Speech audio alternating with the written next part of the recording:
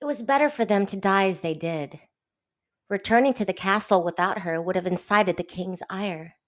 Days of torture would have certainly ensued. A dozen men should have been sufficient to capture one woman. But Luella was no ordinary woman. With great care, she stepped lightly along the tiny hummocks dotting the hungry landscape. The thick bogs quaked around her. She landed and again took flight for the next tuft of ground. Behind her, she heard the frantic screams of the men who had not been so skilled.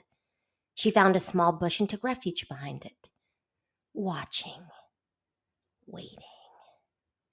In a moment, 6 men appeared through the mist. Their steps were tentative, their eyes scanning the ground before each advance.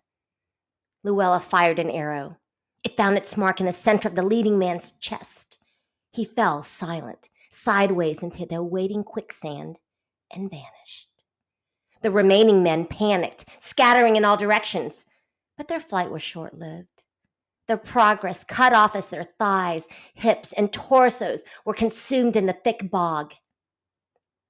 While her face bore no expression, her heart raced at the sight of the 5 dying men, their eyes wild and desperate, their hands clawing and finding no purchase in the thick, soft earth that swallowed them whole.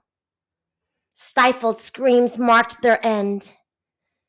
She smiled as the last man tipped his head and the quicksand slowly folded over his